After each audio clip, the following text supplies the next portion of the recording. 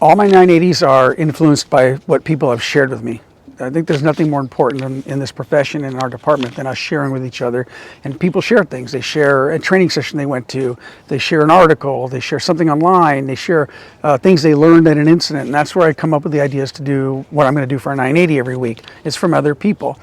This 980 is actually influenced by what somebody did for me, or two people actually did for me.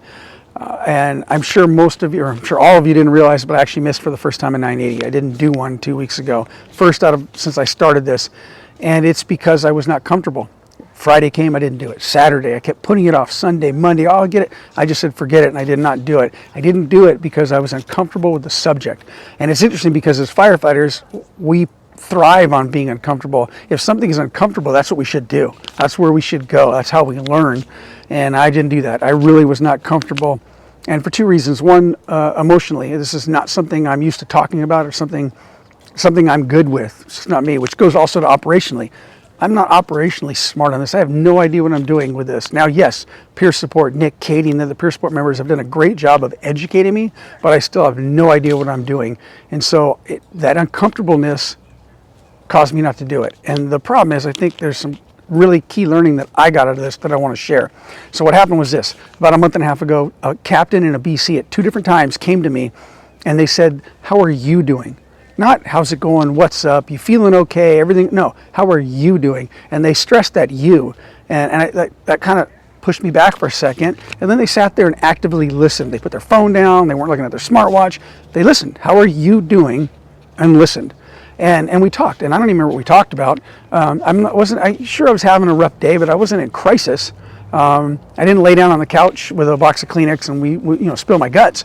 But we talked, and it felt good. And even thinking about now, it makes me feel good.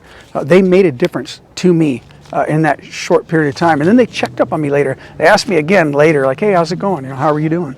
And that felt good. And so that alone is worth us reaching out to our people and doing it. The other part of this, and this is why I think it's important that I step outside my comfort zone and talk about this, is that what if I had been on the edge? What if I had been at the end of my rope and I was in crisis? I honestly think they would have saved my life. I honestly believe that. Just that simple act of how are you doing would have made all the difference in the world, I think. And what if we didn't do that? What if somebody right now, we don't really know what's going on in each other's lives. We have little bits and pieces, but we don't know the financial, the emotional, the medical, and all the other things that are going on in people's lives that we work with. And what if somebody you were working with, all they needed was just have somebody go, how are you doing? And then step back and listen. I think we need to do that more often. I think we need to really get out there and do that. And so, because I don't know what I'm talking about, I had Nick and Katie give me some notes. So here's what they want. Reminder to talk to your people. Talk to your people.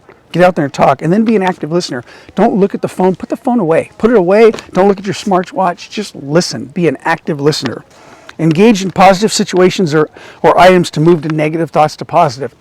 Bring up the positive. Try to move towards the positive.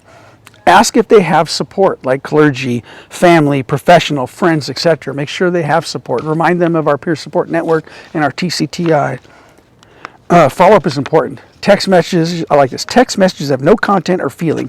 Call or visit for face-to-face conversations. I got to tell you, they did the same thing to me. They came back and asked me again. Go out and recontact. Make that contact. Make the difference. Have humility and understanding.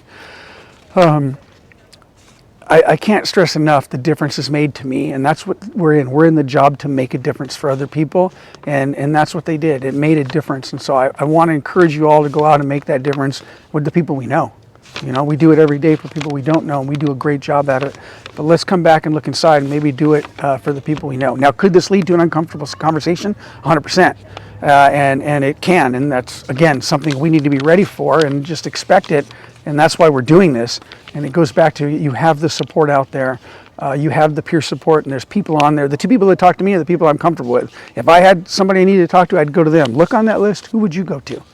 And if somebody's having an issue or a crisis, then ask them who would they go to. Here's the list. And we have TCTI and EAP and other resources out there available. Just remember that they're there.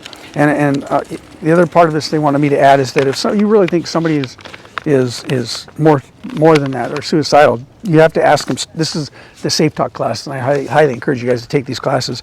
Don't say, "Are you thinking of hurting yourself?" Straight out ask them, "Are you thinking about suicide?"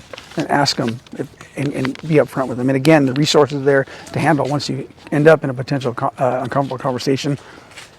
Remember, this could be as simple as what happened to me. This didn't turn into something uncomfortable, although again, that's why we're doing it. This turned into making a difference for me. They asked me, "How are you doing?" And I can't thank them enough for that. And I want to encourage all of you to do the same. Just go out and ask somebody. Ask the people, talk to your crews, "How are you doing?"